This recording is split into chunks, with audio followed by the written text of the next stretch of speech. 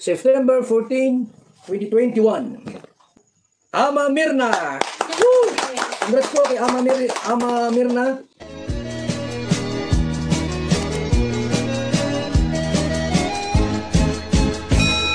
Hello, good morning! Ako, ito na nga yung inaantay natin, ang overjoy na kilig.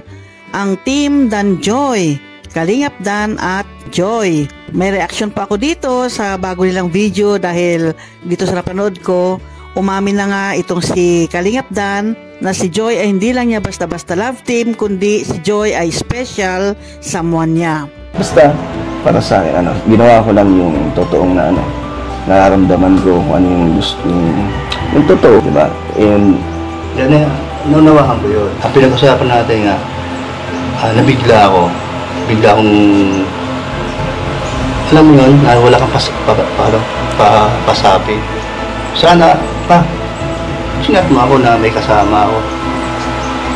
Yung sinasabi mong special someone, sana ba talaga yun?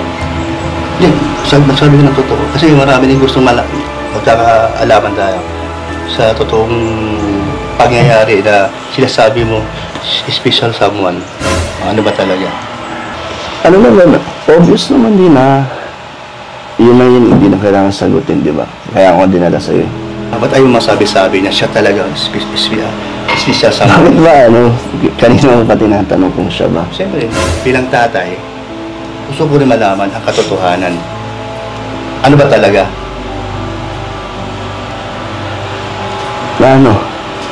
Na sinasabi mo parati, bago ka bumili ng crop top, ibibigay mo sa special someone mo. Sino ba talaga? Sabihin mo kung sino. Di yun si Joy. Oo nga.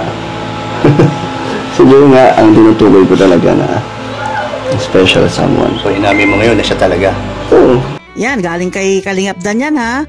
Hindi yan Marites, kundi galing talaga kay Kalingap Dan na si Joy ay ang kanyang special someone. Si Kalingap Dan nga, itong nakaraan ay niyaya niya si Joy na mamasyal doon sa bahay ng tatay niya, doon kay Kuya Brooks. Ipinasyal niya doon at pinakilala niya doon si Joy kay papa niya. Pero alam po ba ninyo kung anong nangyari mga Kalingap? Maraming nag-react, maraming nalungkot, maraming umiyak at maraming naawa doon kay Joy. Dahil dito kasi inugali ni Kuya Brooks, yung tatay ni Kalingap Dan. Ba't naman ganun ito si Kuya Brooks? Walang preno ang kanyang pagsasalita. Pinakita niya talaga kung ano yung nararamdaman niya. Inilabas niya kung ano yung saloobin niya dito kay Joy. Kung tanggap ba niya si Joy o hindi. Panoorin po natin. Sige na. Sige po. Tara, Joy. Pasok! Ano, Joy? Love po. Tara. Gaya. Kain na po. Love po. Wow. Dami pagkain. Tingnan ko, pinaghandaan ko. Yan si Kuya Brooks. Ay, pasok kayo, pasok. Pa! Ay! Si Joy. Bless po. Bakit? Dahil mong handa. Kuya Brooks para sa inyo yan. Pero tika lang. Bakit sasabi ko?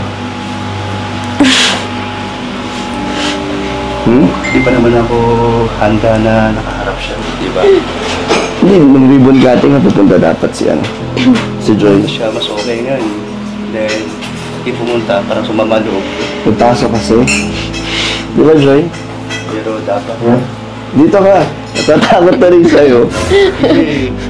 Hindi ko dapat magkita ngayon eh. Bakit naman? Basta kasi tanggit nga ako. Hindi mo ako danjoy talaga sa totoo lang. Hindi mo alam mo naman yun. Pero, tapos naman na yun. Nagpaalam naman ng maayos din. Na yan. Pero dapat, sa totoo lang nga Kalingap Dan, talaga, ayoko mo sana sa makita ng araw na ito. Naghanda ka nga Para sa iyo. Mamalay ko ba kasama ito? May sabihin ako sa'yo na kapag sumama sa lunch namin. Na ano? Huwag sa magsabi. Sumama? Labas mo na siya. Sabi ka naman, papalabasin mo si Joy. Nakakahiya naman. Hindi sasama ka pa siya kung ayaw, may di alis na namin. Ayan nga ang nangyari mga kalingap. Grabe ano? At talagang si Kuya Brooks ay walang kangiti-ngiti. Direct to the point siya magsabi na ayaw niya kay Joy. Bakit naman kasi itong si Kalingap Dan? Inimbitahan niya si Joy doon sa bahay ni Kuya Brooks na walang kalam-alam si Joy na doon pala sila pupunta. At hindi alam ni Joy kung ano bang mangyayari doon. Bakit niya ipapakilala si Joy doon sa papa niya.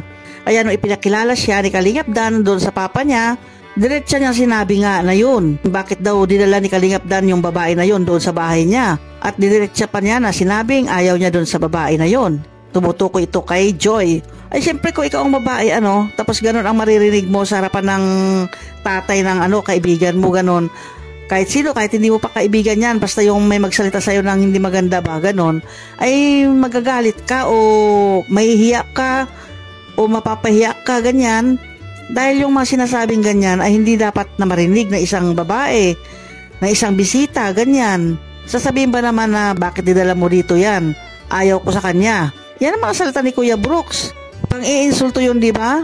Kaya nung nagsasalita si Kuya Brooks ng ganon kay Joy, sigurado ako na maraming mga viewers talaga ang medyo galit kay Kuya Brooks. At maraming mga viewers ang naawa kay Joy doon sa sitwasyon na yon, doon sa pag-uusap na yon.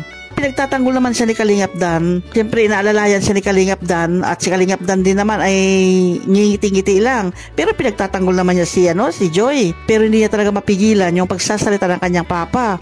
Kung ano sinasabi ng kanyang papa na nakakasakit din naman ang damdamin kay Joy. Dahil mong handa, Kuya Brooks Para sa inyo yan. Pero tika lang, bakit ito sabi ko?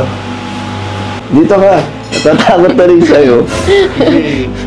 Hindi ko dapat magkita ngayon Bakit naman? Basta, kasi danggit nga ako. Hindi mo ako danggit talaga sa totoo lang. Hindi mo alam mo naman yun. Ayaw ko sana sa makita ngayong araw na ito. Naghanda ka nga Para sa iyo, malay ko makasama ito. Ang alam ko, kayo-kayo lang. Pero nagagalit ka kay Joy, wala namang kasalanan si Joy sa nangyari. Nagagalit. Kasi danggit nga ako, di ba? Oo, di ba? Hindi maganda yung ganyan kahit isang bisita lang si Joy o sabihin natin hindi special someone ni Kalingap Dan ay hindi maganda pakinggan yon. Dapat plastic na lang si Kuya Brooks. Yung bang pakitang tao lang na tinanggap niya kunwari, entertain niya kunwari, pakainin niya kunwari doon. Pakisamahan ba niya ng kunwari lang dahil bisita naman yun ni Kalingap Dan? Dapat gano'n ang ginawa ni Kuya Brooks. Pero anong ginawa niya? Ipinahiya niya, harap-harapan talaga na nagsalita siya ng laban kay Joy. Mabuti na lang ito si Joy ay nakapagpigil din, ay ngingiti-ngiti lang. Pero sa totoo, siyempre masakit din sa kanya yon. Napapahiya siya O tumulo na nga yung luha niya. Pero alam po ba ninyo ang nangyari nung siya paiyak na? Tumutulo na kasi luha niya di kilalanin mo si Joy bago mo sabihin yung mga nalalaman. Hindi naman kasi lahat na nakikita o nababasa mo sa social media is paniniwala mo. Sa akin, maniwala ka. Kasi, siyempre, kilala kita. Ayaw ko man ang sisinungaling. Hindi ako natutuwa sa'yo. Seryoso ako. Hindi ko po alam na hindi nagsabi si Kuya Dan. So, paano yan? Pwede bang may sabihin ako sa'yo na kapag sumama sa lunch namin? Na ano? Huwag sa magsabi. Sumama? Gas mo na siya. Sabi ka naman, papalabasin mo si Joy. Nakakaya naman. Hindi sasama ka pa siya kung ayaw. Hindi alis na namin ni Joy.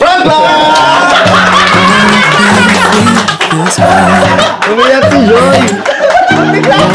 Ayan, lahat pala ng pangyayari niyan ay prank lang. Nako Kuya Brooks, ikaw Kasi ang pagkakakilala talaga namin sa'yo, hindi ka ganyan. Napakabait mong tao. Parang ikaw si si Kuya Bal Santos Matubang din Dahil kapatid mo nga yan.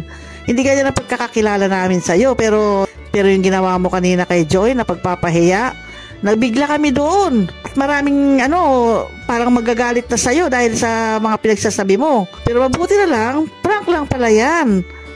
Di ba? Napatunayan naman talaga na si Joy ay mabait. Hindi yan sumasagot. Ngingiti-ngiti lang yan, kahit nasasaktan na siya, hindi siya lumalaban. Kaya yun ang nakonsuladahan ni Kuya Brooks sa kanya. Kaya sa totoong buhay naman, tanggap naman talaga ni Kuya Brooks si Joy. Kaya ganoon nga, sige ang hingi niya ng sorry. At bandang huli, dahil prank ngayon ay nagkaintindihan sila lahat. Yun, naghingian na sila ng sorry at hindi naman daw nagtanim ng galit si Joy, kaya ang mga pangyayari ay naging smooth na, naging okay na lahat para sa kanila. Pero itong nagsarili ng mag-usap si Kalingap Dan at si Joy. Yung pagkatapos ng pangyayari yun may sinabi si Kalingap Dan kay Joy. Pasensya ka na napagtripan ka na ni Kuya Brooks. Okay lang? Okay lang no. Pero yung sinabi ko kanina special someone, totoo yun. Baka prank lang din yan. Hindi, totoo. Ikaw nga ang tinutukoy ko. So baka galit ka? Hindi naman. Galit ka sa amin? Hindi naman. Kay Kuya Brooks? Hindi. Hindi? So ano masasabi mo na napakilala na kita? Na tanggap ka na ni Kuya Brooks? Kinabahan ako kanina. Natakot ka? Gusto mo na umalis? Parang di ka naawa na nga ako sa'yo nung tumutulo na yung luha mo. Umurot ka na nga eh. Ba't kinukurot mo ako? Kasi hindi ko na in-expect na ganun. Hindi mo alam kung anong gagawin mo. Sorry Joy Sure ka? Di ka galit? Hindi naman. Ano lang? Anong nararamdaman mo ngayon? Okay na. Kasi, Masaya ka naman. masaya. Hindi na yung nakabahan. Oh, di ba? Hindi lang prank talaga yung special someone na yon. Kasi yung una nung ipinakilala niya si Joy sa kanyang papa, sinabi niya special someone niya yon. Sinabi niya kay Joy na totoo nga, na special someone niya nga si Joy. O di ba? Naku, yung mga makadan Joy dyan, kilig na kilig talaga. Tuwan-tuwa dun sa narinig nila na si Kalingap Dan, prangkang-prangka niyang sinabing special someone niya si Joy. O di ba? Nakakatuwa nga, nakakakilig yung pangyayari. Siyempre yung unang pangyayari, yung kanina nga ay parang nakakainis na pangyayari yun, di ba? May iyakan blues pa yan, nag-iiyakan ang mga viewers. Pero itong huli na, ay nandun na, natutuwa na yung mga makadan Joy. Kilig na yan. Kaya itong mga susunod na pangyayari, sa susunod na mga video, abangan natin kung ano mangyayari dito sa love team ng Dan Joy.